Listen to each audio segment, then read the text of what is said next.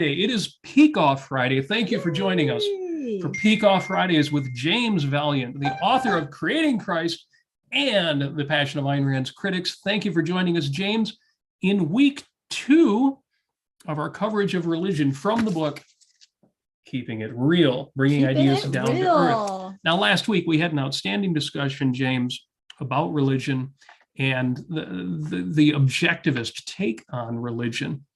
But this, you sent us 10 questions right from the book applied to everyday life. And this is going to be good.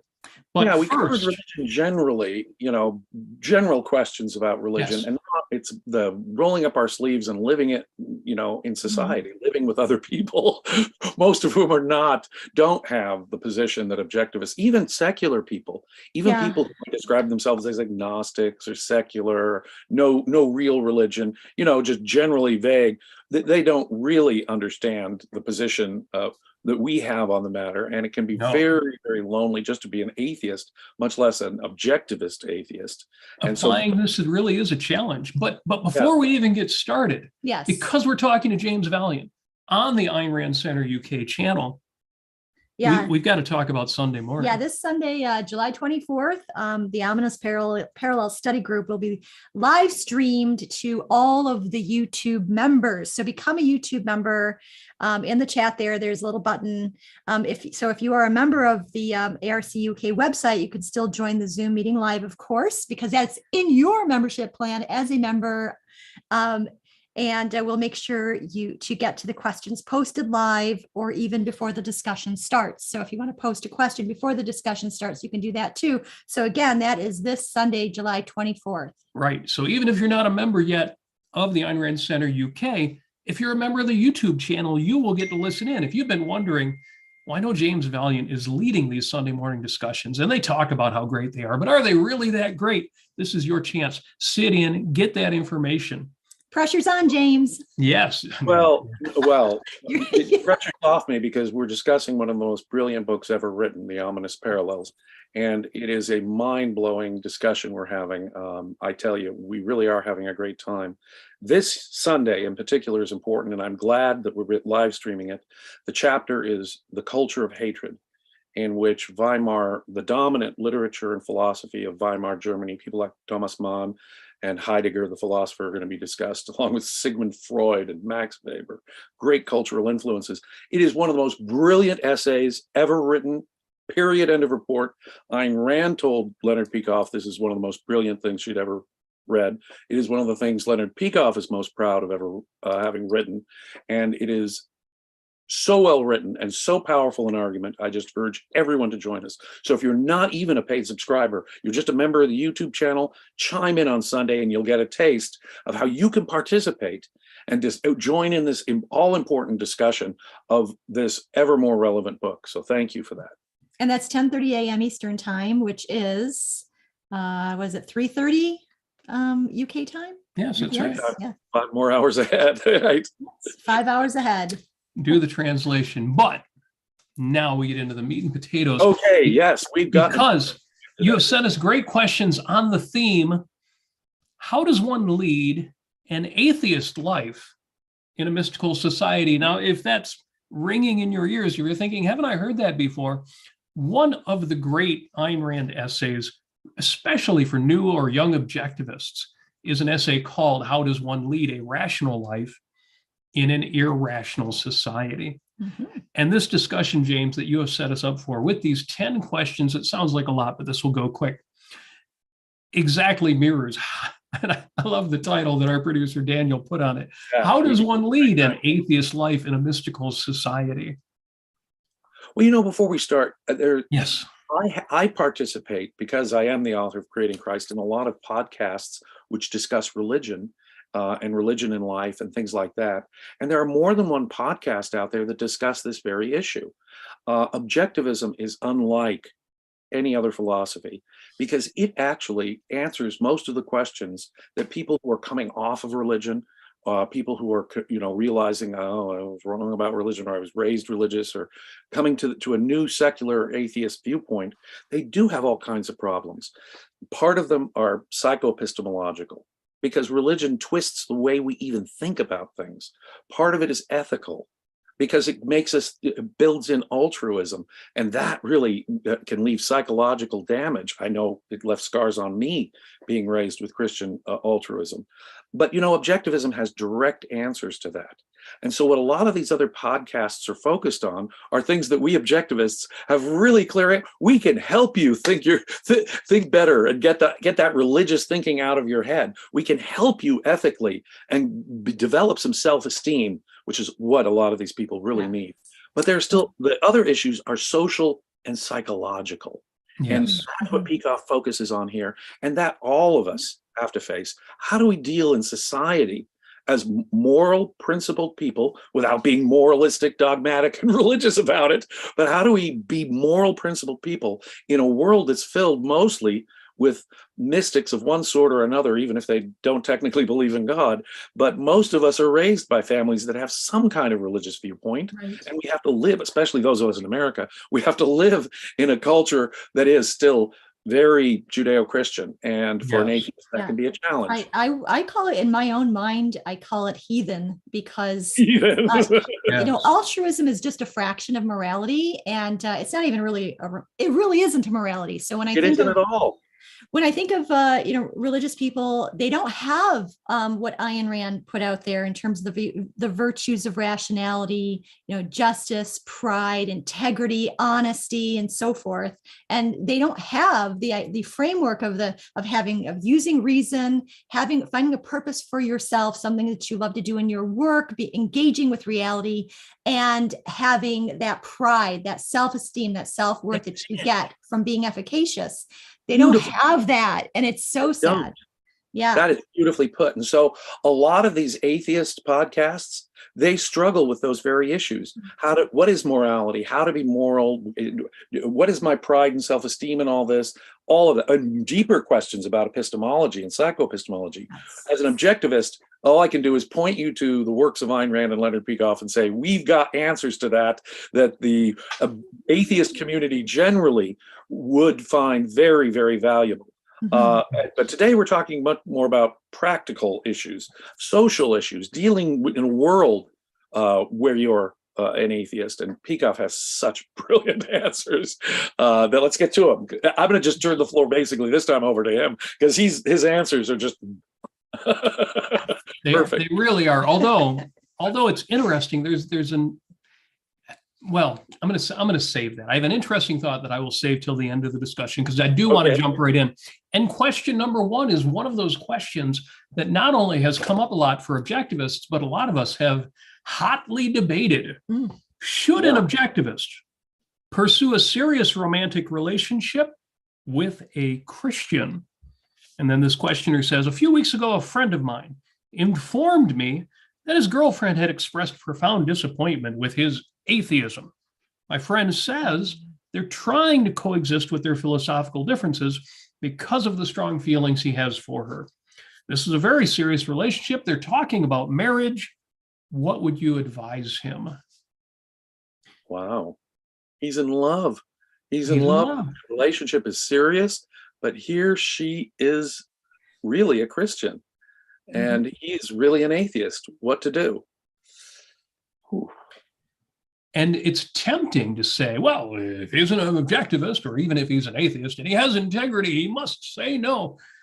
And of course, Leonard Peikoff doesn't approach it like that. I'll read a very long answer. I'll read the first part and we can discuss this. He says, I'd want to ask some questions. Yeah, I got some questions. What kind of answer is that? Context? He says, how seriously does each of them take ideas? If both of them are really philosophical, their fundamentals are really an issue to them, and they clash across the board, as they would in this case, as they each pursue down to the base, then obviously they're not going to make a marriage. Another point is, this is so good, how does she interpret Christianity? A big one there. Yeah. If she takes Christianity to mean, well, thou shalt not kill, thou shalt not bear false witness, and so on. And she takes atheism to mean immorality, living with no restrictions, doing whatever you feel like. Well, that certainly is one thing. On the other hand, if she takes Christianity to mean faith obliterates reason and Kantianism that leads to nihilism, well, that's a totally different thing. So you'd have to find out. Mhm. If she takes it in the more innocent sense, presumably she's open to discussion. She can listen, maybe, hopefully. And then there's another big question. Can you delimit the issues on which you disagree? If you can, then maybe you can work out a marriage around them. And then Leonard gives a personal example. He says, I was with a very fine lady once, a strong advocate of modern, non-objective art. Well, she knew my view, and I knew hers. I knew from the outset that this was never going anywhere. But we agreed to cut it entirely out of our relationship, go to no museums, commit to no such paintings. I wouldn't look at what was on her walls, and she wouldn't look at what was on mine. It's just not look at each other's walls. Blinders. You go into each other's apartments with blinders on. Well, if you could make out in my place with my art and my walls. Just put bats Yeah. over your head with your mouth cut out. Never mind. Start kissing. I'm sorry, I understand that. I mean, there's some art which would just totally put me out of the mood. This Yes, is not the place I want to make out. exactly. I'm sorry. Does that make sense? Given your aesthetic sense, I just can't perform. I'm sorry. I'm sorry. It just doesn't put me in the mood. Anyway, let's assume you can do what Peikoff tried to do with his girly girlfriend there. Yeah, and he tells more of the story, but he wraps up with, it was fine as far as it went for a while. You have to go through all this, all of these points. Then he says, there's another point. How clearly does each of you see just the not just the philosophical issues, but the concrete, practical implications of your marriage? Her friends are going to abominate yours and vice versa. Does that matter to you? What happens on religious holidays? Does she celebrate Lent and you don't? Does she wear ashes on her forehead? Does that turn you off sexually? Talk about it. How do you raise your kids? Yeah. I have to say that ash would be a total turn off for me. So every spring you're going to put this ash on your forehead. All right. Sorry. It reminds me of the list of questions to ask religious people. How seriously do you take these ideas? Do you believe in immaculate conception? Do you believe in, all of these things that are absolutely nonsense? Well, the belief in God is a detachment from reality. They're obviously not connected to the facts or logic when they believe that. So in a sense, the difference between a person who believes in God and a total psychotic is, I think, like we said last time, the difference between someone who actually hears voices and someone who believes the person who says they hear voices. Yeah. That's a big thing. But even believing the person who says they hear voices is epistemologically a red flag for me. Because where else are they going to step off from reality? If to them they're basically in this world, and it's not really the mystical stuff. They approach real problems rationally. They're grounded, at least largely in fact, and it's not a big part of their life other than, well, no, this is morality. This gives me some vague general meaning, and this is why I'm moral. And they have just a basically good understanding, not perhaps a biblical understanding of morality, but a better, more civilized, let's put it, understanding of morality. And if that's what it means to them, right? And if you're not that philosophical, Leonard Peikoff's latest girlfriend was a person who believed in God. Now think about that. He is a philosopher. Philosophy means a great deal to him. But what they shared were certain concrete values, living together kind of values, enjoying things together kind of values. Operetta, you know how he loves operetta. There's certain things where they actually shared values, and the relationship could be delimited to just that. And she was a good person, and religion wasn't up front with her. Religion to her was just a practical living thing. So just to give you a concrete example, after I gave this, yes, I have known Leonard Peikoff's wives, and they were rational ladies. For him to work it out as a marriage, I think, being so philosophical, it really had to be someone who was rational, probably an objectivist for it to be a marriage for him. But in the case of dating someone, he had no problem dating a lady who believed in God, said she believed. Mm-hmm. Now, I assume you picked this as question number one because it's a great launch point for the rest of the discussion. And a final paragraph here, just jump to his conclusion. Basically, it comes down to this. If your disagreement is pretty superficial, delimited, and not that big a thing to you, try it and do it. Now, doesn't that sound pragmatic? Except, no, maybe it just sounds grounded in the fact that psychology is complicated. He says, thankfully, there is a divorce, but I don't say I would bet a lot of money on the success of it. A lot of what people call a serious romantic relationship is a relationship which is very good in one respect. I'll leave for you to figure out what it is. What's the X? Well, there is a sort of common denominator with romantic relationships, and it's an important common denominator. I mean, Robert, Amy, I love you very, very much. But the significant difference is the special feelings I have for Holly that makes it a romantic relationship. I love you. I love you. Breaking my heart, James. I love you like you know what I mean? You're really high values to me, but there's a certain special something in my relationship with Holly that's different from everyone else. And that value may just be important here. Just a thought. Yeah. Now there's more to it, right? Now, well, just one more sentence. Yeah. That one respect, Sex. whatever he's talking about there, that one respect may not last very long in that same form. And then you're stuck with the other respects. The rest of it. Yeah. The rest That's of the thing. it. That's why we should have, when we enter a serious relationship, we should bear in mind the entire context. Is this, quote, just sex? Now, just sex probably indicates that it's more than just sex. There's some psychological that you're getting from the other person as well. And you should probably identify that. Yes. I don't believe that it's just sex, especially for thoughtful people. But even if it is just sex, and if it really is mostly just sex, that's not going to be a long-term relationship. And you better bear that in mind. And we cannot know these things for certain. When he says, check it out, that's what life consists of. That's what dating consists of. Right. Checking out. Is this the kind of person whose sense of life I agree with, that I respond to? Yeah. Is there a sexual attraction there? Yeah. Is this the kind of person who would share most of my life? In fact, I want to share all of who I am, all of my values with the person.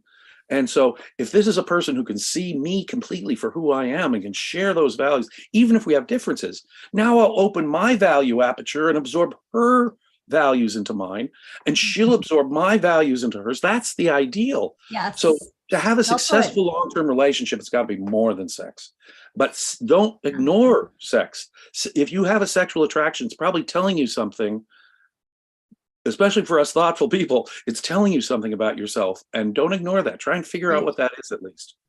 Yeah. So I answered this question way back before I met Robert, and I was going out with an objectivist person, a guy, and it always came up when we were talking about sense of life, and and he always lamented that there are too many objectivist men and too few objectivist women, and so he thought it would be absolutely appropriate for not just to, try out and date Christian women, but actually have a serious relationship with them because they're the only ones that are available, which I thought was a really horrible excuse. And even marry them, the interspecies marriage. Interspecies marriage. But you can understand the odds. He's up. Let me tell you, my main, so I ended up breaking it off with him because I am with Robert. So, and my main concern, because it had other implications in our relationship in terms of our communicating with each other, was that a sense of life isn't the end all and be all of a romantic relationship if it's going to be long term. Your personality or whatever it is, you need to have words and concepts and explicit ideas when you are carrying out a romantic long-term relationship. Well, man, is that true? Most people do. Not us. We just feel things and it's unique. Our sense of life is not just our shared sense of life, because with most objectivists, I do have in my Venn diagram a bunch of overlap, but it's not just having overlap. It's having overlap with values that aren't just maybe my objectivist values or even my romantic realist values. It's my values, unique to me as a person. I Yes. need certain special things. Holly needs certain special things from a person. And Mhm. those we really need to focus on as well. We're not just philosophy walking. We are That's individual true. human beings with contexts. And that's what's got to mesh. And that's what you've got to, and the whole trick is to be totally open and vulnerable. And to do that Yes. requires complete trust. And to do that means that you're sharing on a deeper level. Yes. And it isn't just sense of life, which is basically philosophy's emotional expression. Now, Yes. sense of life is important.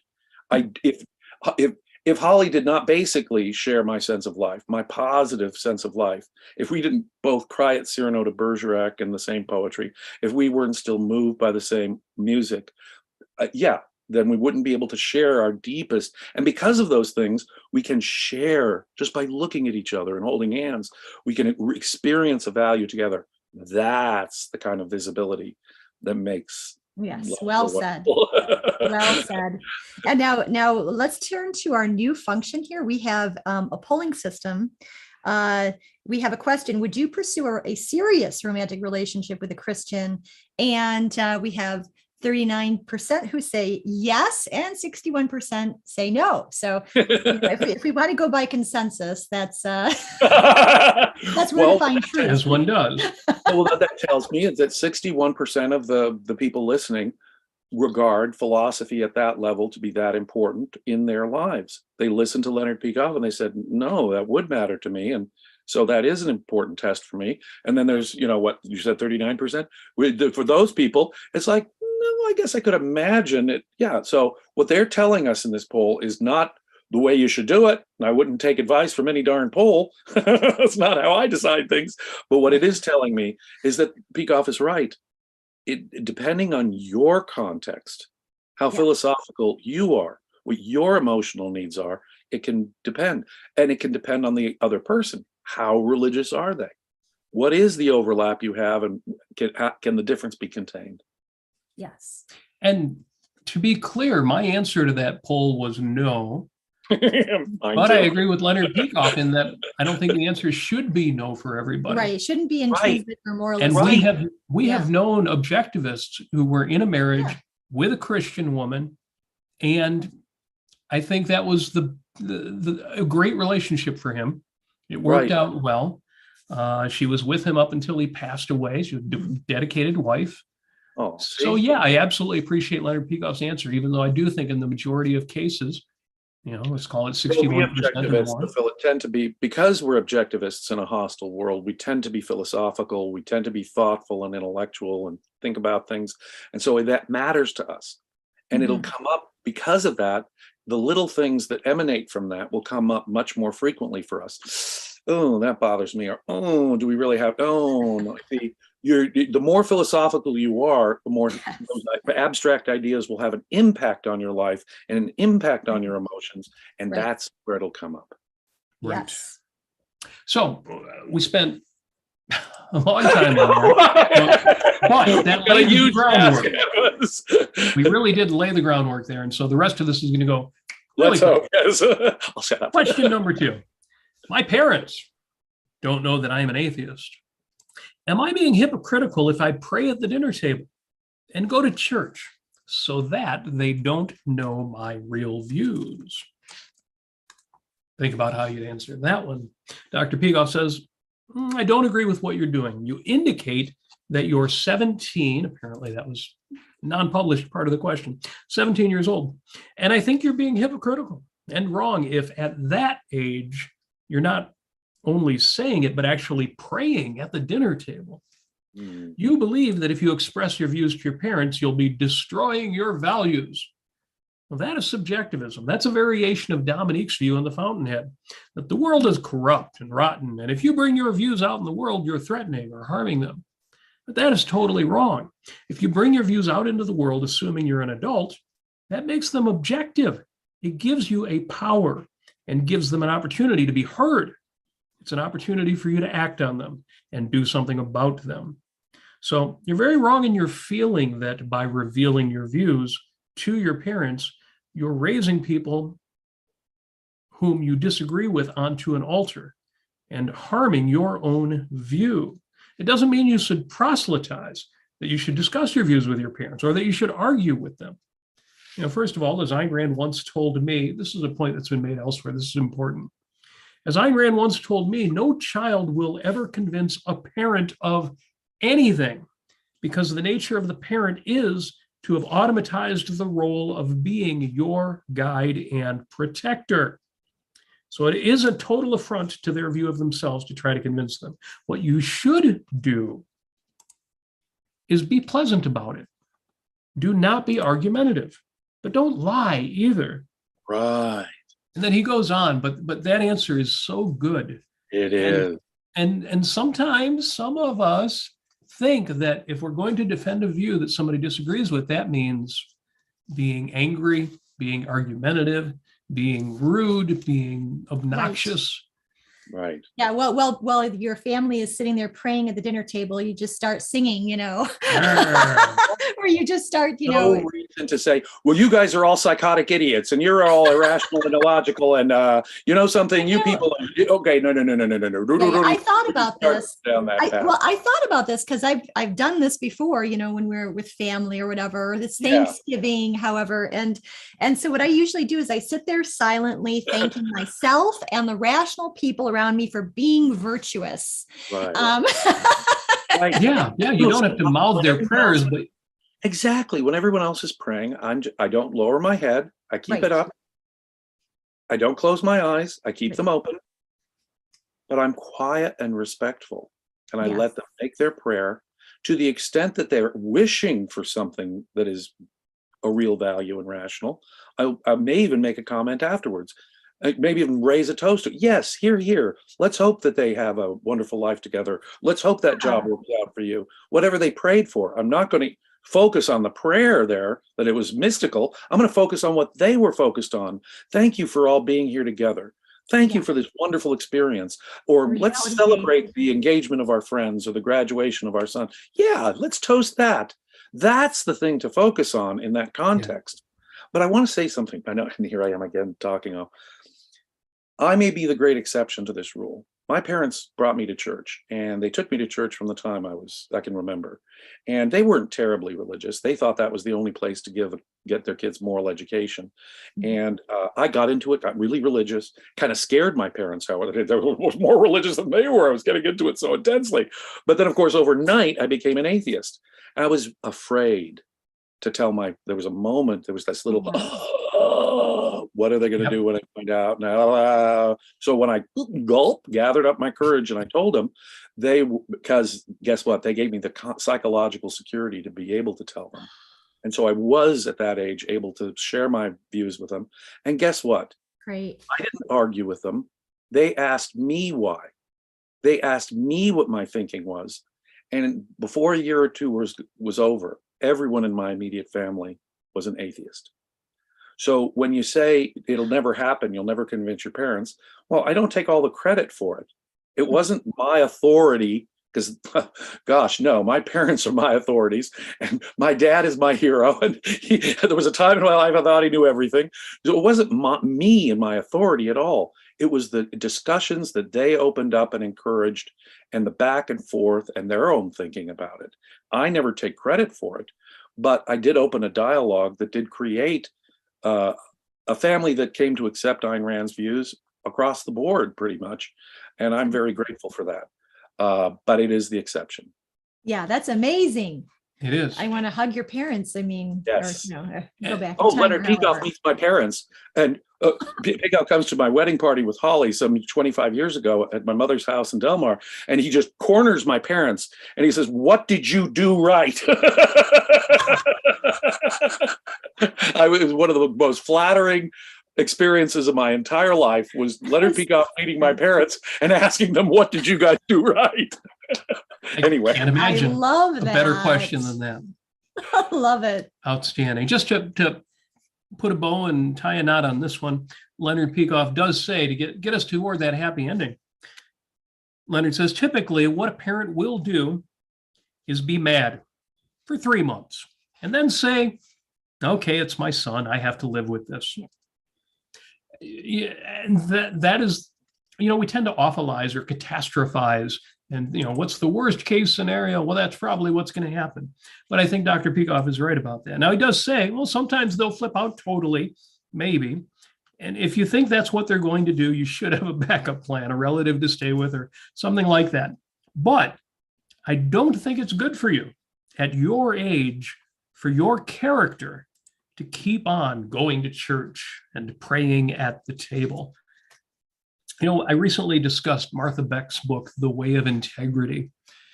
And if Ayn Rand's outstanding discussion of integrity in Galt's speech wasn't enough, this book by Beck really drives home the point that you have got to be true to not just your explicit philosophical beliefs, but your core evaluations, who you really are. And so I especially appreciate Dr. Peikoff saying to somebody at 17 years old, at this age, you've got to be true to yourself. You've got to be true to what you believe. All right, there's a new poll here. Yes. When did you become an atheist? And there's a multiple choice here. Thank you so much. I voted. In my teens is my answer, but go ahead and don't use my answer if That it will isn't be the right. interesting to see. And I'm guessing there will be very few where it's late in life, but maybe a few. Maybe a I think few. my parents said she became an atheist. Her parents weren't terribly religious. I mean, they were just Right. nominally Jewish. But she said she became explicitly an atheist at 11. I think it was 12 for me. I was 15. Yeah, I was around that age, maybe a little bit older. I was an agnostic before that, Right. but yeah, an interesting question, because the next question is, my mother is Catholic and I am an objectivist. But she claims I am closed-minded simply because I'm 14 and an atheist. And an objectivist. That's an achievement. I don't know if the question was actually an objectivist, but he was Oh, okay. certainly asking. Well, he's a student of objectivism. Let's put it Yeah. that way. At 14, took me a little longer before I really understood objectivism and its fundamentals. But okay. So the questioner asks, well, how should I respond to her? And Leonard Peikoff's answer right off the bat, because he said, my mother says I'm closed-minded. Leonard Peikoff says, your mother is closed-minded. Right. Because she is the one who's not open to reason. Closed-minded can have two different meanings, he says. It can mean, well, I'm closed to any evidence, or it can mean I'm closed because I know the truth. And I'm closed within the context of the truth that I know. I don't go around saying, oh, I wonder what 2 and 2 really is. I think it's 4, but I have to have an open mind. And he goes on, but I love how he flips that around from what the questioner is kind of worried about to what's actually happening there. Right. Exactly. Reorienting that entire focus to where it should be, right? Brilliant answer.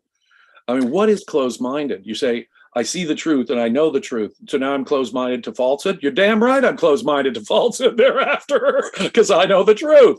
Well, if there's something I don't know, or if you give me reason to believe there's something I don't know or should doubt, okay. Well, then it would be wrong for me to be closed off to evidence and logic. So the question is, do you have an active mind? Active mind open to evidence and logic.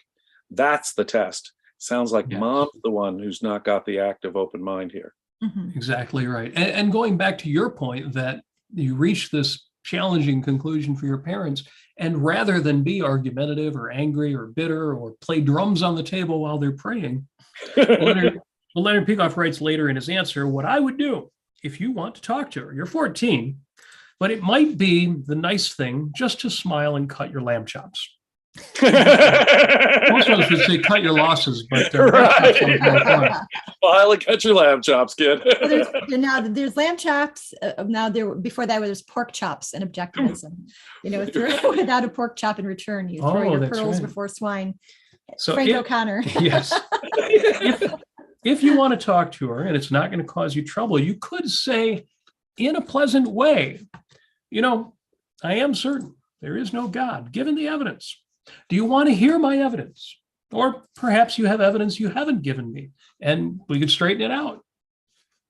You could try this approach as long as you can get through to her with the idea that by evidence you mean facts, science, logic, and not emotion or social approval, which I don't think you'll get through. I don't think that conversation will go anywhere if you have to talk. Maybe you should just change the subject altogether and talk about the weather. But I love that he's advocating a certain amount of respect and graciousness. Right. Well, if we respect the people we love, we won't lie to them. If we really care about them, we'll tell them what's going on in our mind if it's relevant to the relationship. And we shouldn't be afraid of it. And as I say, there is the outside pot, and I do admit Leonard is right here. It's probably not going to happen. It's your parents. For example, I never brought up the issue of religion with my grandmother. I knew that that was an impenetrable wall that would never, she would only be hurt and beyond belief. So I just avoided the subject. She would think, oh my gosh, my grandson's going to hell. And so I just avoided the topic. And I didn't lie to her. I would never lie to her about it. On the other hand, I would not bring it up. Thank you very much. There's no reason to bring it up in that context. But there is an outside possibility. If you're rational, it's because your parents kind of helped you become rational. So it's always worth being respectful, polite, but clear about what you believe and why you believe it. If there's any chance of having a rational relationship with your family, that's it. Yes. Yes. So on that point, how should a rational person deal with Christian parents who say that unless you repent, you are going to hell? I still love them and want them to be part of my life. Now, yeah. James, I suspect this one kind of hits home with you the way it does with me. And me too, because my mom wasn't like, it hurts. My mom wasn't like this, but my one of my best friends in high school was like this, her and her family. And they put me on the spot one time and asked me and told me that, it just tried to describe hell to me, that it was all pain all the time. And I'm sitting there not exactly knowing what to say. And I was an atheist at that point. I was about 17. And I unfortunately for me, I just kind of sat there and I'm like nodding, not knowing what to say. Later on, after like a year later, so I let them know that I was an atheist and why. And unfortunately, I really loved her and her family. And I'm Facebook friends with her now. Which is sad. I really wish I was closer to her, but yeah, religion was a big part of her life. It's a real dividing line or a real obstacle when somebody thinks you are, even if they think you're a good person here on earth, that you are condemned to an eternity of suffering. It's very hard to be around people like that. This is a person who's going to suffer forever. Right. No, always my response is, do you think I'm a bad person? Do you think I deserve hell? You've known me now for the last couple of years, Christian X. Do you really think I deserve to go to hell? No, Jim, you're a good person. You've never violated. You're honest as anyone I've ever met. Jim, wow, you're so wonderful and thoughtful and hardworking. And okay, do you think I deserve hell then? Well, no, you don't deserve. Well, your God is going to send me to hell for all eternity in torment just because I don't believe what you believe. Do you think that's right? And they're horrified at the emotional idea of it. Sometimes they'll say, well, that's why I want you to convert. That's why I want you to change, so you don't face this horrible thing. Oh, well, what kind of a just God do you have? And that usually silences them. Yeah. See what I'm saying? Yeah. And Dr. Peikoff gives a longer answer because this is another one where the answers aren't going to be simple. He starts out by saying a lot depends on your hierarchy, your personal system of values, what is most important to you and what is less important. Here you have a mixed case. Presumably there are good things about your parents beyond the fact that they gave birth to you, such as they were kind in your childhood. They gave you physical support and so on. And there are also bad things about your parents. It sounds like they are very evasive and irrational intellectually. So ideally, what you would try to do is separate these out within your own mind and define the real nature of them. Is it evasion? How much evasion? How far does that extend? What did they actually do for me? Were they routine, nice parents? Did they work to understand me, open up new avenues and so forth? Then you have to weigh in your hierarchy whether these are approximately equal or is one more important. You could go either way. You might, for instance, decide the childhood upbringing they gave me is so important to me that I can set their ideas to one side. Or you might also say my rational ideas are so vital to me that I'm completely alienated from these people. You could go one way or the other. he goes on, but it's so context sensitive. It It is. depends so much on the actual value. And on the face of it, these parents were emotionally abusive. You're going to hell. Now imagine telling a child they're going to hell. Now that, in my view, is emotional abuse. No, it's not physical child abuse that should be against the law, but it's emotional abuse. And that is a big old negative right there. So that's the thing. If I was in that context with parents who said I was going to hell, that's the thing that I would have to get past. Did your trauma to me, did the actual harm you inflicted on me allow me to continue to love and respect you for all the wonderful things you did for me when I was a kid, assuming you were a good parent?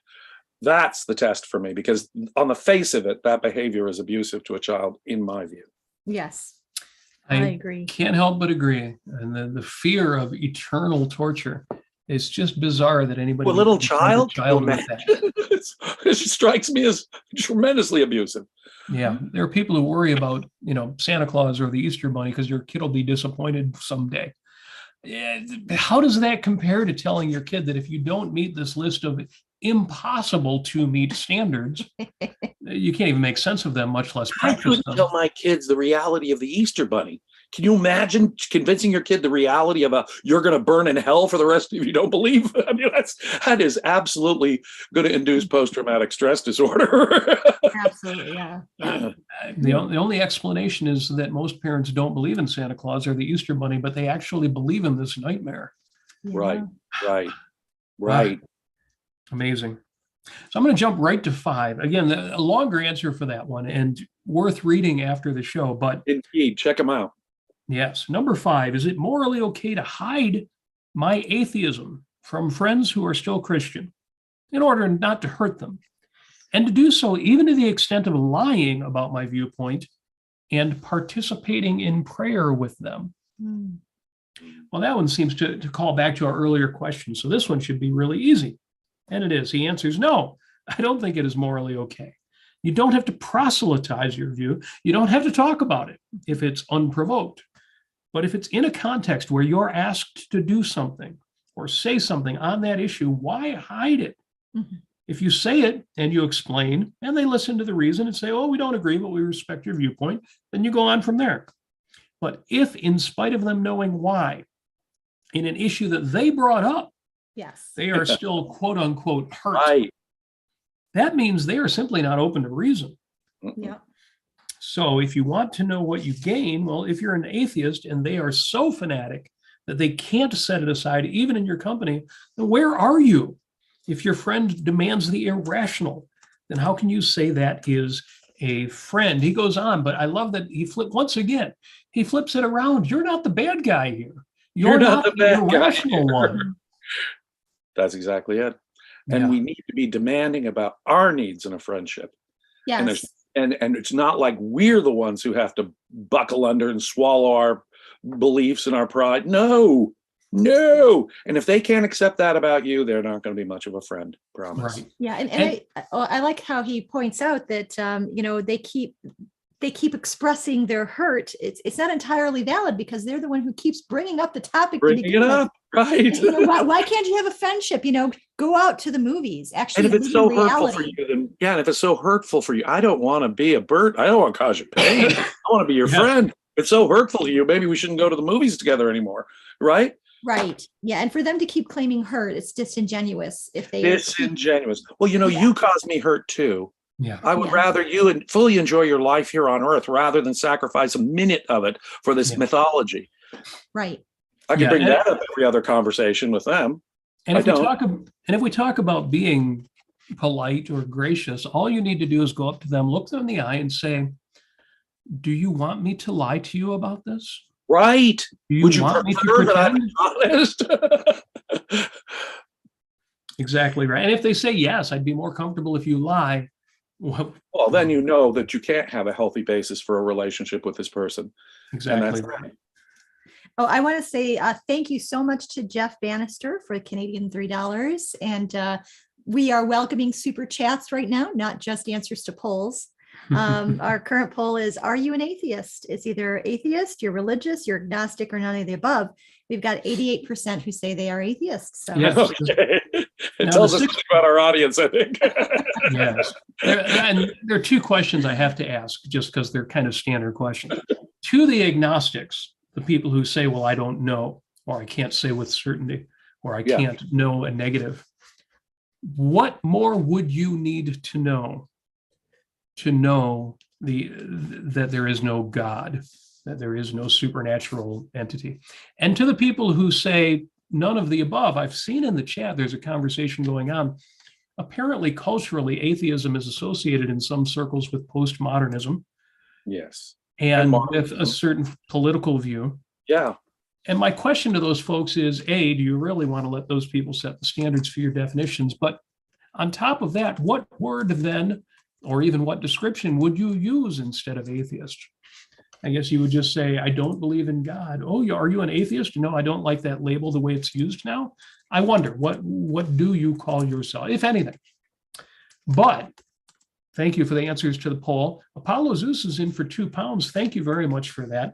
Again, Super Chat goes right to the Ayn Rand Center UK, supports the channel, supports the organization. You're probably already a member. Anybody I'm talking to, you're already a member. But if you're not, or if somebody you know isn't, AynRandCenter.co.uk, center spelled that British way with the RE at the end, AynRandCenter.co.uk, click become a member. You'll see a link right in the chat as well. You totally should sign up. This is what gets you into the Sunday morning discussion, which this week is also open to YouTube members. Mm-hmm. But question number 6. Now, I don't know that we're going to get to all 10. We're getting near the top of the hour. I think I was a little too ambitious here. No, we have to finish this next week. There was a theme, and it seemed like we could just roll right through these, but there's so much to talk about. So much, yeah. Yeah, so number 6, how should I respond to an honest, well-meaning person who assumes that everyone is religious? It can range from something as trivial to what church do you go to a parent with a gravely ill child asking me to pray for that child's life, or even one who has just lost a child telling me what a comfort it is to know the child is now in God's presence. These are not the right moments to challenge a person's religion, but still, to give the appearance that I agree with religion would make me vomit. What should I do? I love that he's gracious enough to know, yeah, this isn't the time, but oh my God. I just can't say it. I just can't say it. I know that feeling all over the place. I've had those experiences. It's like, I don't want to be mean to you right now. I know you're going through something rough, and I know this is helping you through this, but I do not expect me to sanction your mystical metaphysics, as I just can't. Yeah, and I love the answers here, by the way. yeah, well, we talk about keeping it positive, not in the sense of positivity, but asserting what is actually positive, Yes. what you actually believe, versus saying you're wrong. So Dr. Peikoff answers, I certainly agree it wouldn't come out with a discussion about atheism in these contexts. I wouldn't come out with a discussion about atheism, but you do not have to. You don't have to challenge what they say, nor satisfy what they say. You just answer the question on the topic politely. For example, if they say, well, what church do you go to? You say, I find meaning in philosophy. I find it's very important in relating consciousness and spiritual issues to man. Like that. I love that. And Yeah. you could add it or not. Well, I'm not involved with the church. But if they want to question you further and say, no, I want to know the specific church, you say, I don't go to church. This is my way of agreeing with you that these types of fundamental issues are important. If that's not enough, well, I can't do more. Most people, though, would understand that's what they want to find, that those kinds of spiritual issues are important to you. Right. You can even more dramatically change the subject in a relevant way. If you're asked to pray for a child's life, I'm not giving you a dialogue, but you'd say something like, well, I really want to help in any way I can, which is the truth and does not say that you agree to pray. Right. You could also say, what a great child. How much I liked so-and-so. I'm so sorry. I sympathize. Right. If they say, I feel comfort that he's now in God's presence, you can then say, well, I feel comfort now because he's free of suffering. Right. Yes. Right. Isn't that wonderful? You see how benevolent Dr. Peikoff is? You see why I just love him as a person, because he really is the most benevolent guy you'll ever meet in your life. And what he does here is he takes these, what the questioner knows are uncomfortable moments, and he turns them into, these are the kind of positive things you can say. You can still be kind and sympathetic and empathetic and all of that without having to be dishonest. They can't expect you, even in their crisis, to conform to your values. But as a benevolent human being, we can, so long as we're honest, try and express sympathy and empathy. And a lot of objectivists people call themselves objectivists. They're not objectivists. People who say they've liked Ayn Rand, who might take that moment, even with the sick or dead child, and just say, no, well, you know he's not in heaven right there. You know it's gone and you'll never have it back. Boy, that would be the most horrible thing. If you really love your child, if you really respect their ideas. Since we do have a minute, I'm going to take this minute here to Yes. tell a story here, because let's Please. do a part 2 on this. I want to reverse that with an example I had in my own personal life. My brother died when he was 30 years old after a long illness. And there was really only one time in my life as an atheist and as someone who's even now becoming well known as in the atheist secular community.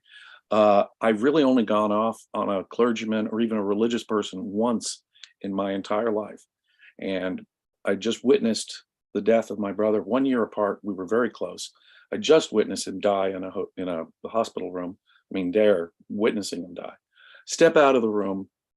I'm obviously a wreck, just a wreck. And the guy with the Roman collar comes on, the clergyman on duty at the hospital. They've always got a rabbi or a priest, it seems, at the hospital ready to comfort people with these moments.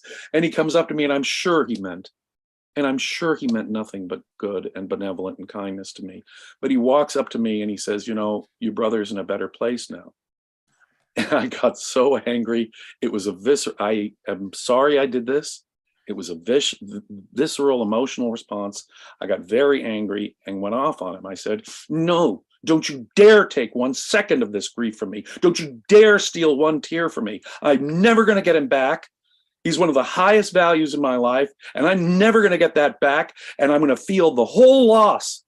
And you're not going to take 1 bit of this pain. You're not going to take 1 tear. Could you just get that? And I, told him where he could go. And that was wrong of me. That was not right. I I forgive myself because I was very, very emotional. But that's where my atheism came out in an inappropriate way, I think. Yes. And I regret that. But I hope the audience can understand. And what I'm trying to say to the atheist audience out there is that these are guidelines for life. And I understand what it is to be an atheist in a world that's mostly mystic. I'm not even sure you did the wrong thing. If you were talking to a friend, okay, I could understand that. But this is somebody who is professionally consoling people in a way that diminishes their value in your life. Yeah. And that's unacceptable. I respect your reaction. There should be, that is, I think, an appropriate consequence for somebody who espouses those ideas. Yeah. I'm sure, I know it's really unnerving to see yourself being so out of control, and you think to yourself, I don't want to ever do that again. That's it. That's what I felt. I felt like I was not in the control I'm otherwise always in. But then again, one of the closest people to me had just within 10 minutes died. And so I cut myself some slack for that context. Please do. Please cut yourself some slack. But it doesn't change the fact that, yes, he is advocating something evil. True. Mm-hmm. But in that moment, he was trying to be kind in the only way he knew how to be kind. That's why I regret it. Right. I would have approached it. If I'd been calmer, I would have approached it with a much more, I'm sorry, that's not my belief system. You really can't be a comfort to me. I need to be alone right now. That's all. I just can't fault you for not being gracious. I think he got, again, because that was his job. And he was guilty of malpractice on the largest scale. He should have. But understand, my objectivist friends, understand, my secular friends. Yes. There are contexts in life where you got to give yourself slack. Yes. You got to understand that it is a mystical world we're living in. it's hard sometimes to interface with that world. And the more sincere your philosophical beliefs, the more you're going to feel those painful moments of that religion to life interface. And so cut yourself slack, understand that it's not easy to be a rational person in an irrational world. And the only way to really do it is Ayn Rand's own advice. Stay rational, stick to the facts, understand context. Exactly right. And there's more I could say about that, but we've made it to question 6.